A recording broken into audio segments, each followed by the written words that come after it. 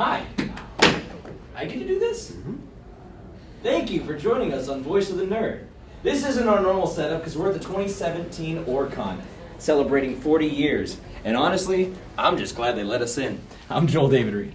And I'm Jason Scott, and this is Game Talk. Today we're going to be discussing one of my favorite genres, a post-apocalyptic setting. There's so many different versions of it I've seen over the years in video gaming, tabletop role-playing, and just film. Right now it's like flavor of the month, I think. Movies, stories, etc., etc.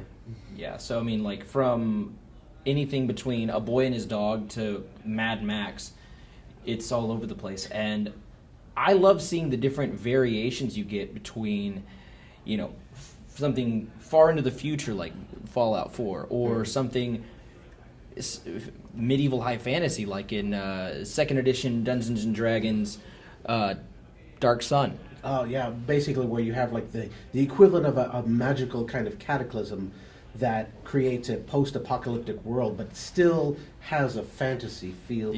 Exactly. One of the interesting parts about, like you mentioned Fallout earlier, Mm-hmm. is that there's almost this retro sort of feel to it, because it has the culture of like the 50s. Very Americana.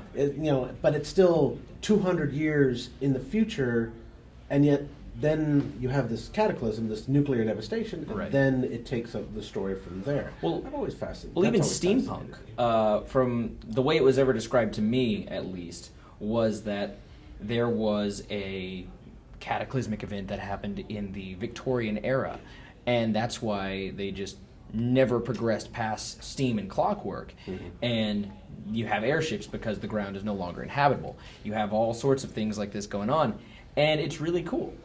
Well, I mean, one of the things that they talk about, the different categories of post-apocalypse. I mean, there are different reasons why essentially everybody went bye-bye. And you're talking about that one, steampunk, it's almost like usually it revolves around World War One, or that sort of interglobal conflict definitely that seen something essentially like that, causes this mass devastation. Mm-hmm. And so a lot of these games, what do they have in common is that they all sort of bring that whole genre together to create an atmosphere of survival. Now you've got to, instead of gaining treasure, instead of like gaining fame and fortune and stuff like that, it's more about surviving. Yeah. It's more about like basically making it one more day. And I gotta admit, that has always been one of my favorite aspects about the post-apocalyptic. Yeah, it's less glamour and more grit. And I think, very John Wayne. So what you said that there was a game in particular that you enjoyed. As far as what was your favorite post-apocalyptic game? Well, I absolutely love Fallout. That whole franchise is fantastic. But I also... Quite the pedigree.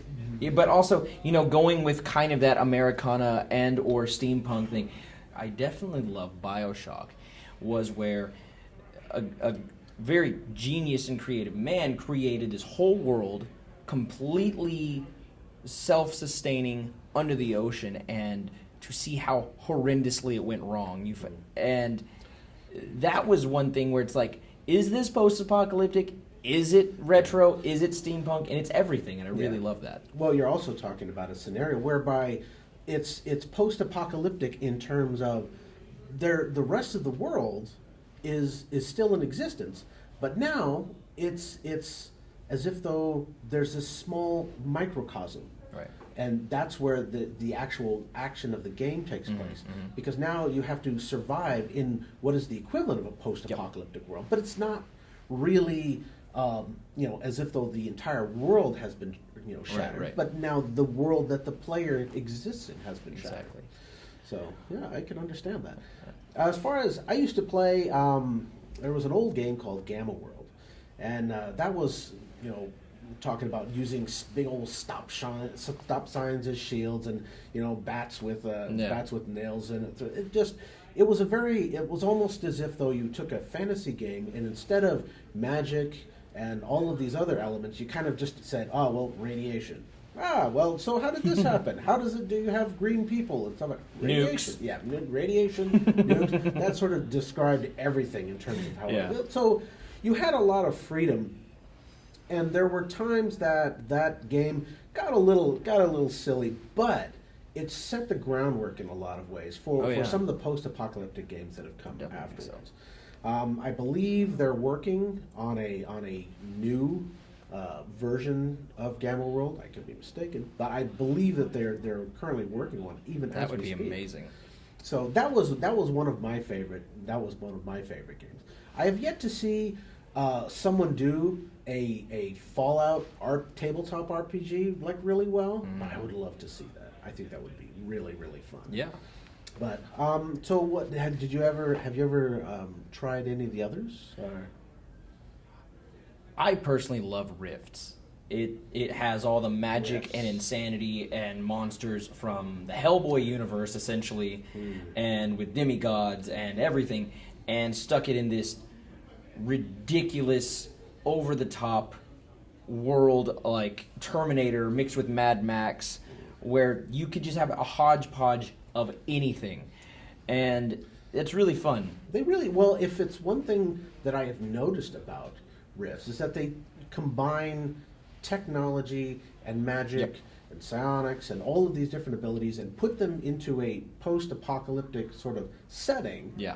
So it's like you can pretty much play just about anything in that regard. Again, a post-apocalyptic high fantasy. Yeah, exactly. So in that respect, Rifts has always been one of my favorite games. As a matter of fact, the longest running game that I was involved in was a Rifts game. That's awesome. But I have to tell you, they're redoing Rifts. From what I understand. Savage Worlds actually picked it up and licensed it, and apparently took the crunchiest game on Earth and actually made it really smooth. Mm-hmm. So, and actually here at the convention, they have a role-play competition game out of it. It's really cool. We've talked about some of the things that we would like to see in the future as far as the genre goes. Now, since we're actually here at Orcon, what are some of the games that are going on here that we would like to see? I know there's Rifts. I know there's Warhammer 40K in the Wargaming room. I've also seen Shadowrun being played a few times. Shadowrun. Which I'm not sure if that counts as post-apocalyptic or more of just a really edgy, dismal future kind of Blade Runner-esque thing. I honestly think that would fall under the magical post-apocalypse, because if you think about it, the one defining characteristic about a post-apocalyptic game is that there has to be some earth-shattering, world-shattering event, and that would qualify. And then I did see 2 conventions ago, this guy had a home-brewed Fallout board game, and it was interesting to watch. I was in the middle of a D&D quest at the time, but I was looking over like, where did he get that? And it was really cool. It was a really cool looking game, but I don't know if that's here this year. But let's go see who's willing to talk to us and find out what's going on. That's a great idea. Matter of fact, let's find out exactly what they want to see and what you have to say.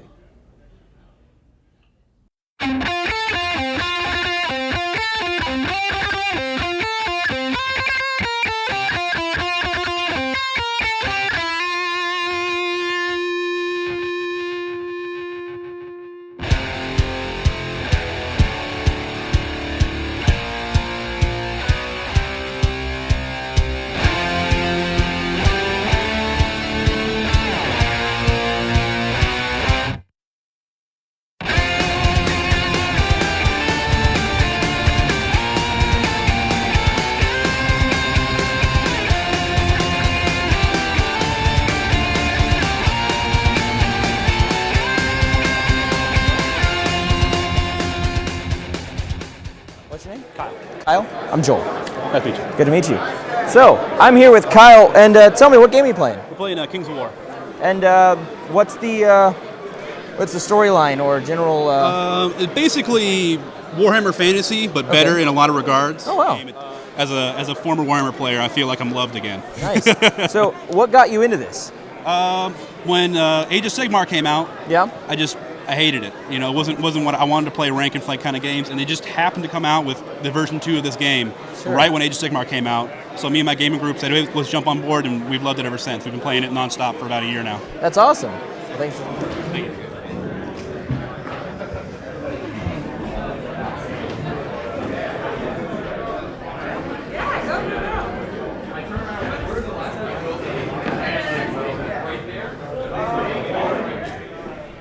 I'm Joel, by the way. I'm Eric. Nice to meet you. Eric, good to meet you. So I'm here with Eric, and he has an amazing collection. Yeah. All these blue orcs are here are mine. They're busy fighting some Terminators at the moment. Nice. So what got you into wargaming? It's something I always thought was really interesting, something that really appealed to me in the setting, and I just kind of started buying and didn't stop because it was fun. Yeah? And and your army of choice is orcs? Yep. Gotta love the green boys. Just throw stuff at your problems and see if they go away. I like that. So, do you mind showing off one of your, what's your favorite one? Or your favorite, one of my favorite ones would be like one of your... This guy here, converted up from the Fantasy Mega Boss. It's a great paint job, too. Thanks. Some of my other favorite ones, unfortunately, are already dead this battle. I'd have to go fish them out of their box. What about your, like a heavy support? Oh, this guy right here? Yeah?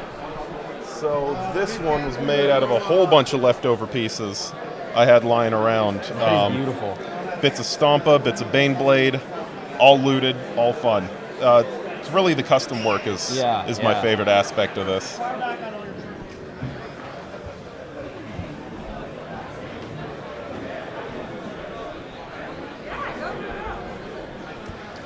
So I'm here with Michael, and tell us a little bit about the game.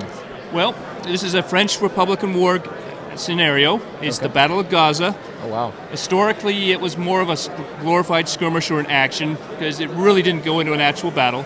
But the future General Bonaparte / Napoleon made a big issue about it in his public bulletins of the time. So we're going to sort of see if you can eat his bulletins, we say, today. Awesome. For the game, it's a 28 millimeter Napoleonic era type game scenario. Each man's about 100 men. Wow. A group of cavalry, group of infantry, whatever. Cool. And the terrain is pretty much as it looks. So what got you into wargaming? Long history. I started in 1969 to date myself. Wow. I picked up a book on wargaming in Victoria Station bookseller in England. Wrote it on a train south, and that's what hooked me. That's awesome. Very cool. This is my son Daniel. Hi, Daniel. He sort of is joining me in this hobby, and you'll inherently probably inherit all the figures too. Well, that makes your part a lot easier. Yes, you didn't have to paint them. Awesome. Thank you. Thank you very much. Right, enjoy the con. You too. Well, that was some really great stuff. Yeah, honestly, everyone here's having fun, and it's a really great time. Remember, there's 2 more conventions this year. You can get on the Strategicon website. The link will be provided below. And check it out. Pre-register. This is a great event. Fun for the whole family, really. Indeed. And right now, what we'd like to do is we'd like to thank Strategicon for allowing us to come in and film today. Yes. They've been really fun. Yeah, they've been really great. Thank you so much. Also, if you want to say more about this particular topic, the post-apocalyptic genre, maybe we didn't get to your favorite game, please let us know. Inform us. This is your soapbox to stand on, so your voice can be heard. This is Voice of the Nerd. And be sure, if you like what you see here, be sure to like and subscribe in the section below. Yes. In the meantime, well, we hope you had fun. Yeah. Have a good day. Have a great one.